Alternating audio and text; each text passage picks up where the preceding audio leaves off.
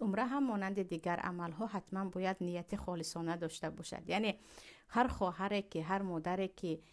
هنوز به عمره نرفته، وقتی من از عمره می آیم الکی من حاجی می شوم، الکی من مانند فلانی می شوم، یک معرکه می گیرم و من دیگر به حاجی آشی همراه می شوم، می گوید شما نیتتان الکی ویران است، الکی ریا در آن آمیخته است. به خود برگردید، قلب خود را برای نیت صاف خالص کردن